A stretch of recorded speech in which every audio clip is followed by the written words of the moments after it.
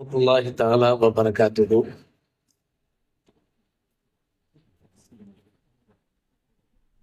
نحمده ونصلي على رسوله الكريم أما بعد.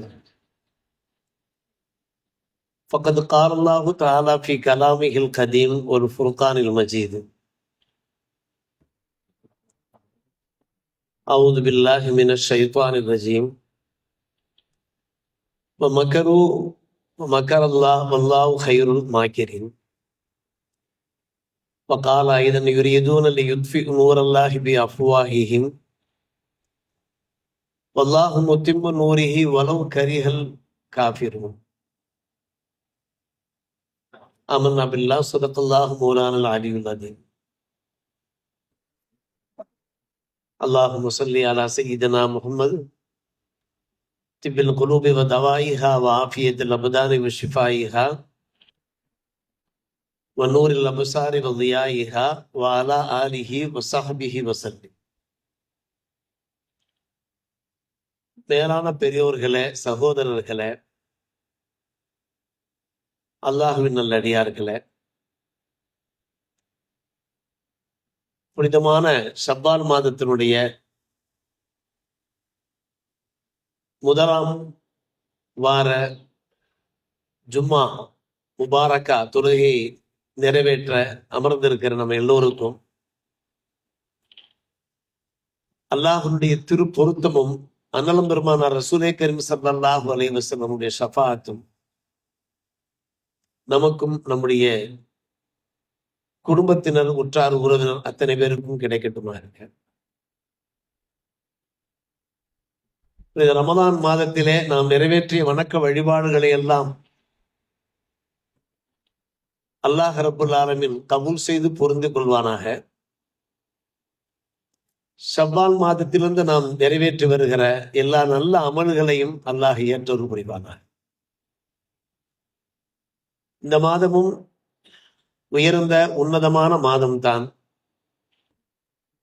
நாம் கட்டுப்பாட்டோடு நல்லொழுக்கத்தோடு இருக்க கடமைப்பட்டிருக்கிறோம். அருமை சகோதரர்களே, பெரியோர்களே, நமது நாட்டிலே முஸ்லிம்களுக்கு எதிரான பல்வேறு சூழ்ச்சி வலை பின்னப்பட்டு கொண்டே இருக்கிறது. ஆரம்ப காலத்தில் இருந்த முஸ்லிம்களுக்கு எதிரான சோதனைகள், தாக்குதல்கள் நடந்தேறிக் கொண்டே இருக்கிறது. இருந்தபோதும் அல்லாஹ் ரப்புல் ஆலமீன் இஸ்லாத்தையும் முஸ்லிம்களையும் காப்பாற்றி கொண்டிருக்கிறான். இந்த நம்பிக்கையோடு நாம் வாழ்ந்து கொண்டிருக்கிறோம். பாபர் மசூதி இடிக்கப்பட்ட அந்த நாள் ஒரு கருப்பு நாள் என்று நாம் நினைவு கொண்டோமே, அது போன்ற கருப்பு நாட்களை நாம் சந்தித்துக் கொண்டே இருக்கிறோம். இந்திய மண் இருக்கிறதே, பன்முகத்தன்மை வாய்ந்த மண். ஆனால் அதை சீர்குலைப்பதற்காக, அந்த பெயரை களங்கப்படுத்துவதற்காக பல்வேறு சூழ்ச்சிகள் நடைபெற்று கொண்டே இருக்கிறது. இருந்த போதும் கூட முஸ்லிம்கள், அவர்கள் இருக்கக்கூடிய அறிவு சார்ந்தோர், முஸ்லிம் அல்லாதோர், அவர்கள் இருக்கக்கூடிய நல்லோர்கள் மற்றும் சிந்தனையாளர்கள் மூலமாக அல்லாஹ் ரப்புல் ஆலமீன் உண்மைகளை வெளிப்படுத்தியவாறு இருக்கிறான், சத்தியத்தை வெளிப்படுத்தியவாறு இருக்கிறான். வலைதளங்கள் மூலமாக நாம் பார்த்து கொண்டிருக்கிறோம், படித்து கொண்டிருக்கிறோம், ஆறுதல் பெற்று கொண்டிருக்கிறோம். புரிந்த காபாவுக்கு என்ன சோதனை ஏற்பட்டதோ அது போன்ற சோதனைகள் இன்றைக்கு மஸ்ஜித்களுக்கும், மதரசாக்களுக்கும், தர்காக்களுக்கும், கபர்ஸ்தான்களுக்கும், இஸ்லாமிய ஸ்தாபனங்களுக்கும், வக்ஃபு சொத்துக்களுக்கும் ஏற்பட்டவாறு இருக்கிறது. இதை முறியடிக்க வேண்டிய கால கட்டாயத்திலே நாம் இருந்து கொண்டிருக்கிறோம். அமைதியாக இருக்க முடியாது, மௌனமாக இருக்க முடியாது. நாட்டிலே என்ன வேண்டுமானாலும் நடக்கட்டும், நமக்கென்ன என்று வாராதிருக்க முடியாது. நம்மளுடைய அந்த எதிர்ப்புகளை நாம் வெளிப்படுத்தியாக வேண்டும், முறைப்படுத்தி வெளிப்படுத்தியாக வேண்டும். அப்போதான் உண்மை நிலவரம் என்ன என்பது இந்திய மக்கள் அத்தனை பேருக்கும் தெரிய வரும். எத்தனையோ மக்கள் விவரம் இல்லாமல் இருக்கிறார்கள், ஞானம் இல்லாமல் இருக்கிறார்கள். அவர்களுக்கு புரிய வேண்டும் அல்லவா, முஸ்லிம்களுடைய அடிவயிற்றில மத்திய அரசாங்கம் கை வைக்கிறது என்பது அத்தனை மக்களுக்கும் தெரிய வேண்டுமா இல்லையா? எனவே நம்முடைய எதிர்ப்பலைகளை நாம் வெளிப்படுத்த வேண்டிய காலகட்டாயத்தில் இருந்து கொண்டிருக்கிறோம். என்னவெல்லாம் நடக்கக்கூடாது என்று நாம் நினைக்கின்றோமோ, அஞ்சுகின்றோமோ, அதெல்லாம் நடந்து கொண்டே இருக்கிறது. அல்லாஹ் பாதுகாப்பு அளிப்பானாக. என்ன தலைப்பிலே நாம் பேசவிருக்கிறோம் என்பதை அருமை சகோதரர்களே தாங்கள் இந்நேரம் விளங்கியிருப்பீர்கள். ஆம், முன்னோர்கள் இஸ்லாமியர்களுடைய நலவாழ்வுக்காக, ஈருலக நன்மைகளுக்காக வக்ஃப் செய்து சென்ற அந்த சொத்துக்கள் இன்றைக்கு கபலீகரம் செய்யப்படுவதற்கான வேலைகள் நடைபெற்று கொண்டே இருப்பதை நாம் பார்க்கிறோம். உண்மையிலே முன்னோர்கள் நல்லோர்கள், மார்க்க ஞானம் உள்ளவர்கள், இறை அச்சம் உள்ளவர்கள் எதிர்கால இஸ்லாமிய சமுதாயத்திற்காக வேண்டி அல்லாஹ்வுடைய கிருபையினாலே நிறைய சொத்துக்களை பதிவு செய்துவிட்டு சென்றார்கள். அந்த சொத்துக்கள், நிறைய சொத்துக்கள் பராமரிக்கப்பட்டது, பாதுகாக்கப்பட்டது. பல சொத்துக்கள் பாதுகாக்கப்படாத ஒரு சூழ்நிலையிலே அதை சீர்திருத்த வேண்டிய நிலை முஸ்லிம்களுக்கு இருந்து கொண்டிருக்கிறது. இதுதான் சந்தர்ப்பம் என்று அருமை சகோதரர்களே அரசியல்வாதிகள் நினைக்கிறார்கள். அந்த சொத்துக்களை கையகப்படுத்த பார்க்கிறார்கள். நாம் பத்திரிகை வாயிலாக, ஊடகங்கள் வாயிலாக உண்மை நிலையை அறிந்து கொண்டே இருக்கிறோம். இந்திய ரயில்வேக்கு அடுத்தபடியாக அதிக சொத்துக்கள் இருக்கின்ற ஒரு வாரியம் இருக்கிறது என்றால் அது வக்ஃப் வாரியம் தான். நாம் அறிந்த ஒரு விஷயம்தான். கடந்த ஆண்டு 3-4 அந்த காலகட்டத்தில் இது பற்றிய அந்த வக்ஃப் சொத்துக்கள் சம்பந்தப்பட்ட அந்த விஷயங்கள் அறிமுகப்படுத்தப்பட்டு கொண்டிருந்தது. அந்த சொத்துக்கள், வக்ஃப் சொத்துக்கள் திருத்த மசோதா கொண்டு வர வேண்டும் என்று கடந்த ஆண்டிலிருந்து அந்த பேச்சு நடந்து கொண்டே இருக்கிறது. நடந்து கொண்டிருந்த அந்த நிலையில் தான் இன்றைக்கு தேதி 4 என்றால் நேற்றைய தினம் 3-4-2025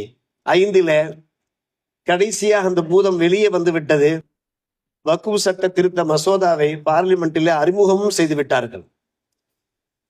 கடந்த ஆண்டு ஆகஸ்ட் மாதம் அருமை சகோதரர்களே அதற்கான முன்னெடுப்பு நடந்தது. கடுமையான எதிர்ப்புகள், எதிர்கட்சிகளுடைய எதிர்ப்புகள். ஆளுங்கட்சியினால் அதை சமாளிக்க முடியாத ஒரு சூழ்நிலையில் தான் 31 எம்பிக்கள் கொண்ட ஒரு நாடாளுமன்ற குழுவை ஏற்படுத்தி அவர்கள் எடுக்கின்ற முடிவு பிரகாரம், திருத்தங்கள் பிரகாரம் செயல்படுவோம் என்று சபை ஒத்தி வைக்கப்பட்டது. ஆனால் அவருடைய ஒரே குறிக்கோள், ஒரே நோக்கம், அந்த வக்ஃப் சொத்துக்களை அபகரிப்புதான் ஒரே நோக்கம். அதற்கான அந்த ஆயத்த வேலைகளிலே அவர்கள் தொடர்ந்து ஈடுபட்டு கொண்டே இருந்தார்கள். பழமை வாய்ந்த அந்த வக்ஃப் சொத்துக்கள், பூர்வீக சொத்துக்கள், அந்த சொத்துக்களை எப்படி கைப்பற்றுவது?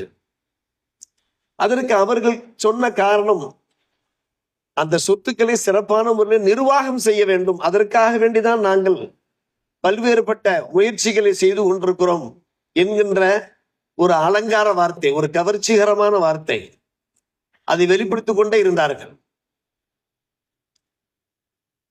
சொத்துக்களை நாங்கள் கையகப்படுத்த விரும்பவில்லை, மாறாக அந்த சொத்துக்கள் முறையாக சீரமைக்கப்பட வேண்டும் என்றுதான் அவர்கள் பேசிக் கொண்டிருந்தார்கள். ஆனால் அரசியல் நோக்கர்கள் இருக்கிறார்களே மற்றும் இஸ்லாமிய அறிஞர்கள் இருக்கிறார்களே அதை ஒப்புக்கொள்ள தயாராக இல்லை. அருமை சகோதரர்களே, பெரியவர்களே, வக்ஃப் என்றால் என்ன? வக்ஃப் என்கிற அந்த அரபி வார்த்தை இருக்கிறதே, அதனுடைய அர்த்தம் என்னவென்று கேட்டால் தங்குவது என்பது பொருளாகும். வக்ஃப் சொத்துக்கள் இருக்கிறத பள்ளிவாசல்களுக்காக, மதரசாக்களுக்காக வேண்டி, பொது நன்மைகளுக்காக வேண்டி வக்ஃப் செய்யப்படுகிற போது அது முஸ்லிம்களுக்காக வேண்டியே தங்கிவிடும். வேறு யாரும் அந்த சொத்துக்களை பயன்படுத்த முடியாது. அது அல்லாஹ்வினுடைய பேரினால் அர்ப்பணம் செய்யப்பட்ட அல்லது நன்கொடையாக வழங்கப்பட்ட சொத்துக்குத்தான் வக்ஃப் என்று சொல்வார்கள். வக்ஃப் செய்து விட்டாலே அதனுடைய உரிமையாளர் அல்லாஹ் ஒருவன் தான். வேறு யாரும் அந்த சொத்துக்களுக்கு உரிமை கொண்டாட முடியாது. வக்ஃப் செய்து விட்டாலே அது அல்லாஹ்வினுடைய பெயரில் ஆகிவிடுகிறது. அதில் எந்த ஒரு மாற்றமும் செய்ய முடியாது. அருமை சகோதரர்களே, ஜாவேத் அகமது கூறுகிறார், இந்திய உச்ச நீதிமன்றம் இருக்கிறத 1998 ஜனவரியில ஒரு அழகான தீர்ப்பை வெளிப்படுத்தியது. ஒரு சொத்து வக்ஃப் செய்யப்பட்டு விட்டால் அது என்றும் வக்ஃபாகவே இருக்கும், என்றும் வக்ஃபாகவே இருக்கும். அதை வாங்கவோ விற்கவோ அதில் எந்த ஒரு மாற்றமும் செய்ய முடியாது என்பதை அவர் உதாரணம் காட்டி பேசுகிறார். அருமை சகோதரர்களே, ஆனால் இத்தனை உண்மைகளுக்கு பின்னாலேயும் கூட நேற்று தினம் அருமை சகோதரர்களே, மத்திய சிறுபான்மை விவகார அமைச்சர் என்ன செய்திருக்கிறார்? அந்த வக்ஃப் சட்ட திருத்த மசோதாவை தாக்கல் செய்திருக்கிறார். அவர்களுக்கு கண்ணெல்லாம் நம்முடைய சொத்துக்கள் மீது இருக்கிறது. காரணம், இன்றைக்கு 8.7 லட்சம் வக்ஃப் சொத்துக்கள் இருக்கின்றன. 9.4 லட்சம் ஏக்கர் நிலத்திலே நம்முடைய வக்ஃப் சொத்துக்கள் பரவி விரவி இருக்கின்றன. அந்த சொத்தினுடைய மதிப்பு மட்டும் 1.2 லட்சம் கோடி மதிப்பிடப்படுகிறது என்று மதிப்பிடப்படுகிறது. இது அவருடைய கண்களை உறுத்துமா உறுத்தாதா? இந்த சொத்துக்கள் மீது அவருடைய பார்வை விழுமா விழாதா? எதற்காக வேண்டி இந்த சொத்துக்கள் அவர்களுடைய பார்வையில் பட்டிருக்கிறது? என்ன அவர்கள் திட்டங்கள் வகுத்தவாறு இருக்கிறார்கள் என்று பார்க்கிற போது அதுதான் அன்பான பெருமக்களே வேதனையிலும் வேதனையான ஒரு விஷயமாக இருக்கிறது. அவர்கள் எப்படிப்பட்ட அந்த திருத்தங்களை கொண்டு வந்திருக்கிறார் பாருங்கள். வக்ஃப் சட்ட திருத்த மசோதா. ஏற்கனவே அந்த வக்ஃப் நிலத்தை அளவீடு செய்வதற்காக வேண்டி கூடுதல் ஆணையர் இருந்து கொண்டிருந்தார்.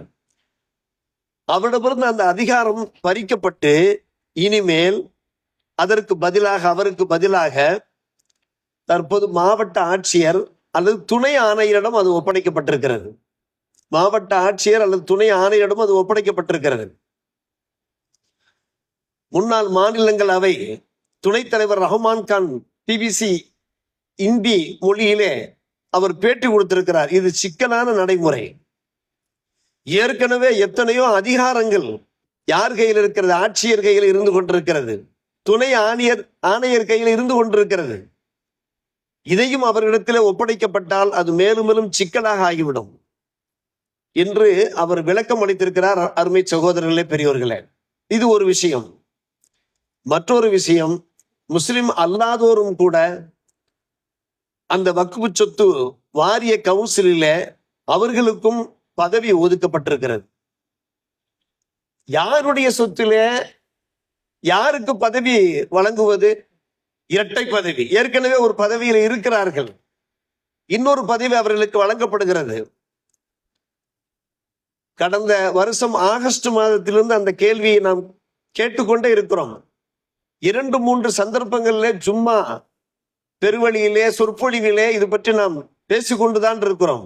ஆமா, முஸ்லிம்களுக்கு சொந்தமான வக்ஃப் வாரிய கவுன்சிலில முஸ்லிம் அல்லாதோர் பதவி வகிக்க முடியும் என்றால் இந்து சகோதரர்கள் அவர்கள் மீது நாம் தனி மதிப்பும் மரியாதையும் கொண்டிருக்கிறோம், அது வேறு விஷயம்.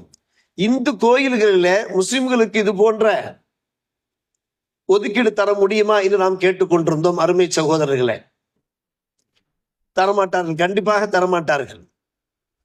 இப்படி இந்த விதிகளை சட்டமாக ஆக்கினால் எத்தனையோ வக்ஃப் சொத்துக்கள் நம்முடைய கையை விட்டும் சென்று விடுவதற்கு வாய்ப்பு இருக்கிறது. சட்டவிரோதமான முறையில யார் யாரெல்லாம் அந்த வக்ஃப் சொத்துக்களை ஆக்கிரமித்துக் கொண்டிருக்கிறார்களோ அந்த சொத்துக்கள், அநேக சொத்துக்கள் நம்முடைய கையை விட்டும் வெளியாகி அந்த ஆக்கிரமிப்பாளர்கள் அதனுடைய சொந்தக்காரர்களாக ஆகிவிடுவதற்கு வாய்ப்பு இருக்கிறது. காரணம், முஸ்லிம் அல்லாதோர் பதவிக்கு வருகிற போது அவர்களுக்கு அல்லாஹ் மீது அச்சம் இருக்குமா, பயம் இருக்குமா? சற்று யோசித்து பார்க்கிறோம் அருமை சகோதரர். அதைத்தான் சமூக ஆர்வலர் அக்ரமுல் ஜப்பார் என்பவர் நமக்கு எடுத்துரைத்துக் கொண்டிருக்கிறார். ஆக்கிரமிப்பாளர்கள் நிறைய பேர் அந்த வக்ஃபு சொத்துக்களை இந்த வக்ஃபு சட்ட திருத்த மசோதாவின் பிரகாரம் அதனுடைய உரிமையாளர்களாகவே ஆகிவிடுவார்கள். இன்னும் சொல்ல போனால் ரியல் எஸ்டேட் பண்ணக்கூடியவர்களுக்கு இது ஒரு சாதகமான ஒரு சூழ்நிலை ஏற்படுத்துகிறது, பாசிட்டிவான சூழ்நிலை ஏற்படுத்துகிறது. எப்படி வேண்டுமானாலும் அந்த சொத்துக்களை வளைத்து போட்டு விற்பனை செய்வதற்குண்டான ஒரு வாய்ப்பு இருக்கிறது என்று அருமை சகோதரர்களே கடுமையான முறையில் எச்சரிக்கை விடுத்துக் கொண்டிருக்கிறார். முஸ்லிம்கள் நாம் உஷாராக இருக்க வேண்டியிருக்கிறது, இதில் தனி கவனம் எடுத்துக்கொள்ள வேண்டியிருக்கிறது.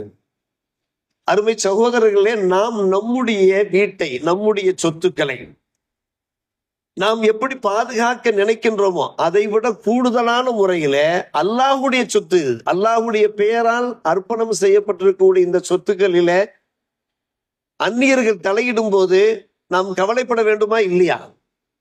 இதை ஒரு சீரியஸாக நாம் எடுக்க வேண்டுமா இல்லையா?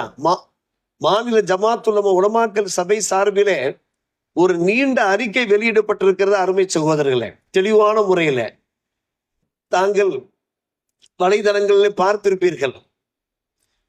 தேசிய ஒருமைப்பாட்டையே சீர்குலைக்கும் திட்டம் என்று எடுத்த மாத்திரத்திலே தன்னுடைய அந்த அறிக்கையை தொடங்குகிறது. அரசியலமைப்பு சட்டம் இருக்கிறது, இதை தாங்கள் காது கொடுத்து கேட்க வேண்டும். அரசியலமைப்பு சட்டத்தினுடைய 25ஆம் பிரிவு வழங்கியுள்ள அடிப்படை உரிமைகள், வக்ஃபு சொத்துக்கள் இருக்கிறதே, அதுல எவருமே கை வைக்க கூடாது, அது முஸ்லிம்களுக்கான சொத்து, இது அடிப்படை உரிமை என்கின்ற அந்த அடிப்படை உரிமையிலே கை வைப்பதாக இது அமைகிறது. அதன் மீது ஒரு தாக்குதல் தொடுக்கப்படுகிறது.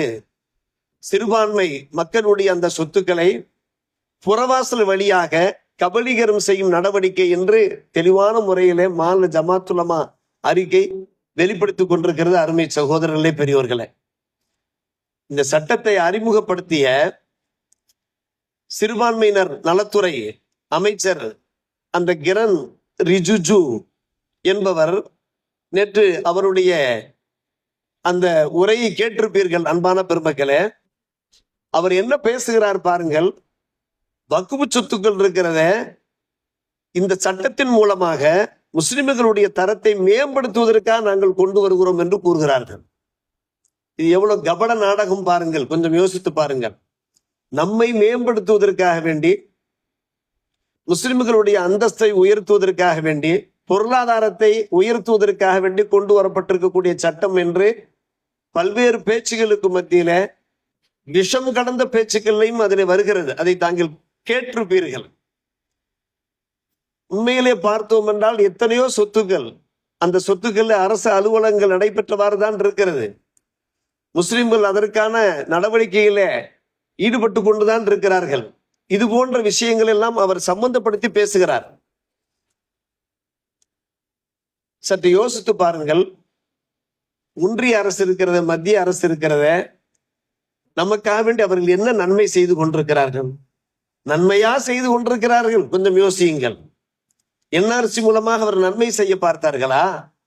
பாபரி மசூதியை இடித்ததன் மூலமாக, டெல்லி கலவரத்தின் மூலமாக, நம்முடைய தாய்மார்களை சங்கடப்படுத்தினார்களே, வேதனைப்படுத்தினார்களே, துன்புறுத்தினார்களே, அதன் மூலமாக, எல்லாவற்றுக்கும் மேலாக அருமை சகோதரர்களே மிகவும் சங்கடமான ஒரு விஷயம், 2வது முறையாக ஆட்சியை அமைத்திருக்கிறது இன்றைய இந்த ஆளும் கட்சி.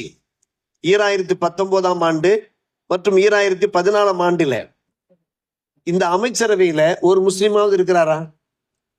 மத்திய அமைச்சரவையில ஒரு முஸ்லிமாவது இருக்கிறாரா? இந்த அமைச்சரவை விட்டுவிடுங்கள் அன்பு சகோதரர்களே, பிரதிநிதித்துவம் கிடையாது. ஆளுங்கட்சி அந்த எம்பிக்களிலே ஒரு முஸ்லிமாவது இருக்கிறாரா? ஆனால் முஸ்லிம்களுடைய தரத்தை மேம்படுத்துகிறார்களாம் அவர்கள். அப்படியானால் இதெல்லாம் கவர்ச்சிகரமான வார்த்தைகள். இதையும் ஏற்றுக்கொள்ளக்கூடிய முஸ்லிம்கள் இருக்கிறார்கள், எவ்வளவு அழகாக பேசுகிறார் என்று. ஆனால் இந்த பேச்சுக்கு பின்னாலே இருக்கக்கூடிய அந்த சூழ்ச்சி இருக்கிறத, அதெல்லாம் அலங்கார வார்த்தைகள். இதை நாம் நல்ல முறையில தெரிந்து கொள்ள வேண்டும். இவர்கள் கண்டிப்பாக முஸ்லிம்களுடைய நலனுக்காக வேண்டி இந்த சட்டம் கொண்டு வரவே கிடையாது. இது உண்மையிலே அருமை சகோதரர்களே, பெரியோர்களே, இவர்கள் முன்மொழிகின்ற இந்த சட்டம் இருக்கிறதே, இது வேதனை மிகுந்த ஒரு நகைச்சுவை என்றுதான் சொல்ல வேண்டும். எல்லாரும் இதை ஏற்றுக்கொள்வார்களா? நாம் ஏன் இதை எதிர்க்கிறோம்? அன்பு சகோதரர்களே, பெரியோர்களே, நாம் ஏன் இதை எதிர்க்கிறோம்? கிட்டத்தட்ட ஒரு வருட காலமாக பல இடங்களில் ஆர்ப்பாட்டங்கள் நடைபெற்றவாறு இருக்கிறது. மாநில ஜமாத் உலமா சபை மட்டுமல்ல, அஹ்லு சுன்னத் வல் ஜமாத் கூட்டமைப்பினர் மட்டுமல்ல, எல்லா இயக்கங்கள் சார்பாகவும், முஸ்லிம்களுடைய இயக்கங்களால் மட்டுமல்ல, முஸ்லிம் அல்லாதாரும் கூட போராடி கொண்டிருக்கிறார்கள். அன்பு சகோதரர்களே, ஆறுதலான ஒரு விஷயம், சட்டசபையிலே இதற்கு எதிரான தீர்மானம் நிறைவேற்றப்பட்டிருக்கிறது. கோர்ட்டுக்கு செல்ல போகிறோம் என்கின்ற அந்த அறிவிப்பும் வெளியாயிருக்கிறது. இந்த வக்ஃபு சட்ட திருத்த மசோதாவை எதிர்த்து கோர்ட்டை அணுக போகிறோம் என்கிற அந்த தகவலும் நமக்கு வந்திருக்கிறது. அன்பான பெருமக்கள், நல்ல தகவல். அல்லாஹ் தான் கபூல் செய்ய வேண்டும். புனித காபாவை காப்பாற்றிய அந்த அல்லாஹ், அன்பான பெருமக்களே, நிச்சயமாக நம்முடைய இந்த வக்ஃபு சொத்து காரணம் இது அல்லாஹுக்கே உரியது. எடுத்த மாத்திரத்தில் நாம் வாசித்த அந்த இறை வசனம் இருக்கிறது, மக்கரு, அவர்கள் சூழ்ச்சி செய்கிறார்கள், அல்லாஹும் சூழ்ச்சி செய்கிறான். ஆனால் சூழ்ச்சி செய்யக்கூடியவர்கள் மிகச்சிறந்தவன் அல்லாஹ். இறை ஜோதியை அணைக்க அவர்கள் உத்தேசிக்கிறார்கள், நினைக்கிறார்கள். ஆனால் நிச்சயமாக அல்லாஹ் தன்னுடைய ஜோதியை முழுமைப்படுத்தியே ஆகுவான். ஒருபோதும் இந்த ஜோதியை அணைக்க முடியாது. ஆனால் நாம் என்ன செய்ய வேண்டும்? முஸ்லிம்களாகிய நாம் என்ன செய்ய வேண்டும்? இதை பார்த்து கொண்டு பாராதிருக்க முடியுமா? வாராதிருக்க முடியுமா? நாலா பக்கம் என்னுடைய எதிர்ப்புகளை நாம் பதிவு செய்து கொண்டே இருக்க வேண்டும். மத்திய அரசு அலுவலகங்களுக்கு முன்னாலே, ரயில்வே ஸ்டேஷன் ஜங்ஷன்களுக்கு முன்னாலே நாம் நம்முடைய எதிர்ப்புகளை வெளிப்படுத்திக் கொண்டே இருக்க வேண்டும். அருமை சகோதரர்களே, இன்னும் பல்வேறுபட்ட திட்டங்களை அவர்கள் வைத்திருக்கிறார்கள். எதிர்கட்சி தலைவர் சொல்லியது போன்று இவர்கள் ஆட்சி செய்கிறார்களே, ஒரு சித்தாந்த ஆட்சி செய்து கொண்டிருக்கிறார். இந்திய அரசியல் சாசனங்களை காப்பாற்றுவதற்காக வேண்டி இவர்கள் என்ன செய்யவில்லை? அரசாங்கம் நடத்தவில்லை. ஒரு சித்தாந்தம், அவர்களுக்கு என்று ஒரு சித்தாந்தம் இருக்கிறது, கலாச்சாரம் இருக்கிறது. அந்த சித்தாந்தத்தை எப்படியாவது இந்திய மக்கள் அத்தனை பேரிடத்திலையும் திணிக்க வேண்டும் என்கின்ற ஒரு நப்பாசையோடு, ஒரு வக்கிரமத்தோடு செயல்பட்டு கொண்டிருக்கிறார்கள் என்கிற அந்த செய்தியும் தாங்கள் பார்த்திருப்பீர்கள். அருமை சகோதரர்களே, மிகவும் சங்கடமான ஒரு விஷயம். நேற்றைய தினம் அந்த செய்தியை பார்த்ததற்கு பின்னால லட்சக்கணக்கான முஸ்லிம்களுடைய முகங்கள் கருத்து போய்விட்டன. ஆஹா, எப்படியெல்லாம் அவர்கள் பார்லிமெண்ட்டில, மக்களவையிலே இந்த செய்தியை கொண்டு வந்து விட்டார்கள் பாருங்கள்.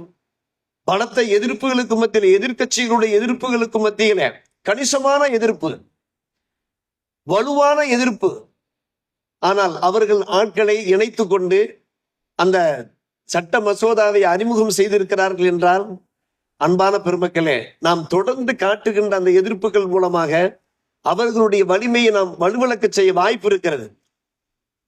முஸ்லிம்களுடைய நலனுக்காக, நல்வாழ்வுக்காக முன்னோர்கள் அர்ப்பணித்த சொத்துக்கள் தான் இந்த வக்ஃபு சொத்துக்கள். அவர்களுடைய விருப்பத்துக்கு மாறாக செய்ய முடியுமா? முஸ்லிம்களுடைய நலனுக்காக, நல்வாழ்வுக்காக உங்கள் பெற்றோர், அன்பு சகோதரர்களே, பெரியவர்களை சற்று கவனியுங்கள். உங்களுடைய பெற்றோர்கள் மிஸ்பால் ஹுதா அரபிக் கல்லூரி உள்ளிட்ட திருச்சி ஜமால் முகமது கல்லூரி சார்ந்த எத்தனையோ இடங்களிலே அவர்கள் வக்ஃபு சொத்துக்களை பதிவு செய்தார்கள் என்றால் அவருடைய நோக்கம் என்ன? இந்த மக்கள் நலம் பெற வேண்டும், நலன்கள் கிடைக்க வேண்டும், மக்களுக்கு தங்களுக்கும் அருமையிலே இறை பொருத்தம் கிடைக்க வேண்டும், சுவனம் கிடைக்க வேண்டும், மக்ஃபிரத்து கிடைக்க வேண்டும் என்கின்ற அந்த ஒரு பேராவலிலே அவர்கள் அள்ளி வழங்கிய அந்த வக்ஃபு சொத்துக்கள் தான் இந்த வக்ஃபு சட்ட திருத்த மசோதா இருக்கிறதே நம்மை கட்டாயப்படுத்துகிறது. எப்படி கட்டாயப்படுத்துகிறது? அவருடைய விருப்பத்துக்கு மாறாக வேறொரு வழியிலே அதை செலவிடுவதற்கு கட்டாயப்படுத்துகிறது. அன்பான பெருமக்களே, இதை நாம் எப்படி ஏற்க முடியும்? இது ஒரு விஷயம். இன்னொரு விஷயம், வக்ஃபு சட்ட திருத்த மசோதாவிலே மற்றொரு தகவலாக பதிவு செய்திருக்கிறார்கள். ஆம், ஒரு வாய்மொழியாக வக்ஃபு செய்தால் அந்த வக்ஃபு ஏற்றுக்கொள்ளப்பட மாட்டாது என்கிற அந்த திருத்தத்தையும் கொண்டு வருகிறார். எழுத்துப்பூர்வமாகத்தான் செய்ய வேண்டுமா? நம்முடைய இஸ்லாமிய சரியத்தில வசியத்தும் செய்யலாம். சாட்சிகள் முன்னிலையிலே வைத்து ஒருவர் இறக்க போகிறார். இறக்கிற தருவாயிலே பத்திர ஆபீஸுக்கெல்லாம் செல்ல முடியாது. அந்த நேரத்தில் சாட்சிகளை வைத்து வசியத்து செய்யலாம். எனக்கு இத்தனை சொத்துக்கள் இருக்கிறது, இந்த சொத்துக்கள்ல ஒரு பகுதியை நீங்கள் நம்முடைய ஜாமியா மஸ்ஜிதுக்கு தாருங்கள், நம்முடைய மிஸ்பாருதாவுக்கு தாருங்கள், நம்முடைய ஏஎல்ஐ சங்கத்துக்கு தாருங்கள், எம்கேஸுக்கு தாருங்கள் என்றெல்லாம் வக்ஃபு செய்ய வாய்ப்பு இருக்கிறது. அருமை சகோதரர்களே, பெரியோர்களே, சாட்சிகளை முன்வைத்து.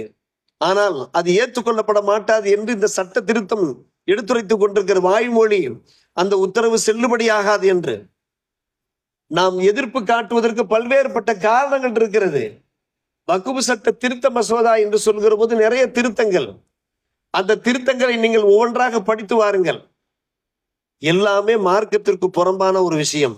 அதன் காரணமாகத்தான் முஸ்லிம்கள் அதை எதிர்த்து கொண்டிருக்கிறார்கள். எல்லாவற்றுக்கும் மேலாக இது வக்ஃபு சொத்து தான் என்பதற்கு சான்றாக அரசு என்னென்ன ஆவணங்களை எல்லாம் கேட்கிறார்களோ எல்லா ஆவணங்களையும் ஒப்படைத்தாக வேண்டும். இந்த சட்டம் சொல்லுகிற ஒரு விஷயம், அந்த காலத்தில் அந்த ஆவணங்கள் எத்தனை ஆவணங்கள் இருந்தன, அந்த ஆவணங்களை எல்லாம் நாம் ஒருங்கு சேர்த்து நாம் அந்த ஆவணங்களை ஒப்படைத்தால்தான் அது வக்ஃபு சொத்துக்களாக நமக்கு கிடைக்கும். இல்லாவிட்டால், அந்த ஆவணங்கள் ஒப்படைக்கப்படாவிட்டால் வக்ஃபு சொத்துக்களாக இருக்காது. அது மாற்றப்பட்டு போய்விடும். மாற்றப்பட்டு போய்விடும் என்றால் என்ன அர்த்தம்? அது அரசு சொத்துக்களாக மாறிவிடும். அரசு சொத்துக்களாக மாறிவிடும். இது ஒரு கடுமையான சட்டம். அருமை சகோதரர்களே, பெரியோர்களே, எல்லா ஆவணங்களையும் தயார் செய்ய வேண்டியிருக்கிறது.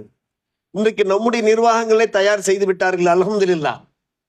ஆனால் எத்தனை நிர்வாகங்கள் எங்கெங்கெல்லாம் வக்ஃபு சொத்துக்கள் நிரம்பி இருக்கின்றன, எல்லாவற்றுக்குமான ஆவணங்கள் இனிமேல் தான் அந்த ஆவணங்களை நாம் தயார் செய்ய வேண்டும். தயார் செய்வதற்குள்ளே போதும் போதும் என்று ஆகிவிடும். அதற்கிடையே அவர்கள் ஆக்கிரமித்துக் கொள்வதற்குண்டான ஒரு அபாயம் இருக்கிறது. அருமை சகோதரர்களே, இது ஒரு விஷயம்.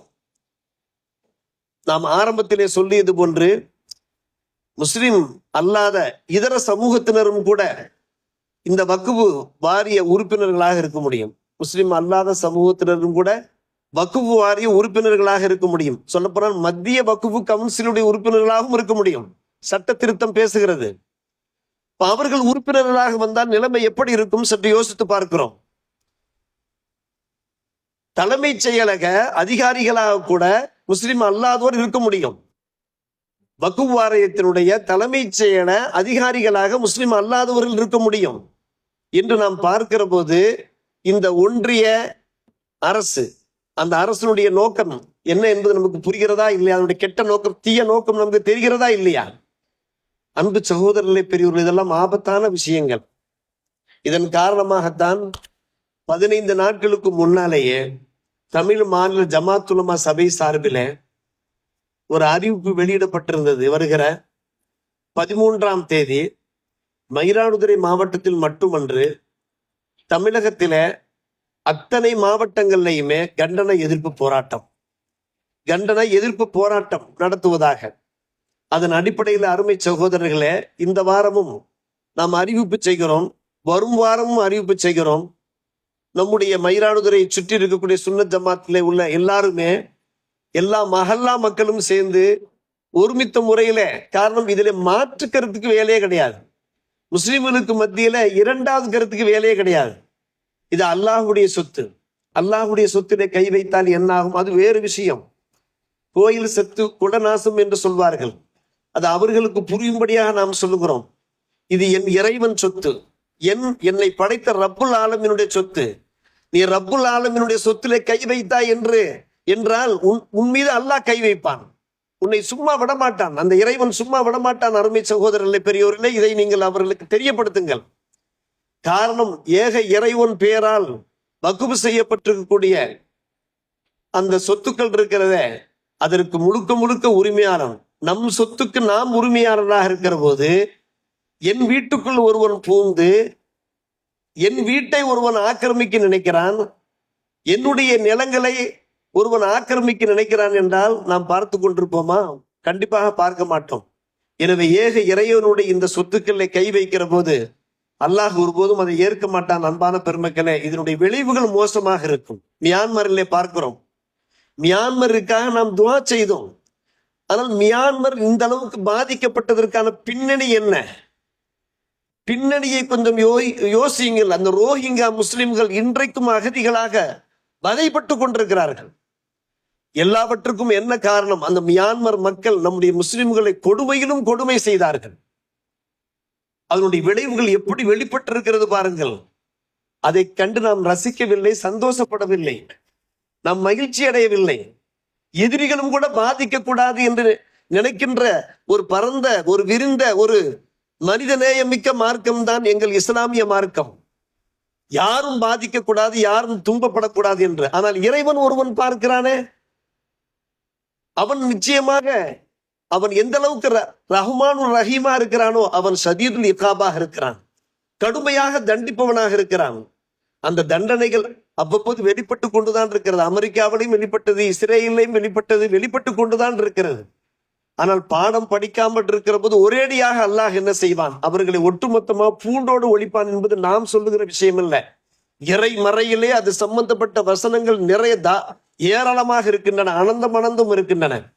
எனவே அன்பான பெருமக்களே, நிச்சயமாக இந்த விஷயம் மக்களவையிலே சென்று எதிரொலிக்க வேண்டும். நாம் மட்டும் பேசவில்லை, தமிழகம் முழுவதும் அத்தனை ஜும்மா பயான்களையும் இன்றைக்கு வக்ஃபு சொத்துக்கள் சம்பந்தமாகத்தான் பேசப்பட்டு கொண்டிருக்கிறது. மட்டுமல்ல, முழு இந்தியாவும் அதிர்ச்சியில் ஆளாயிருக்கிறது, முஸ்லிம்கள் ஆளாயிருக்கிறார்கள். நிச்சயமாக இதனுடைய எதிரொலி தெரியத்தான் போகிறது. வல்ல அல்லாஹ் தன் பேரால் இருக்கக்கூடிய இந்த சொத்துக்களை பாதுகாப்பானாக.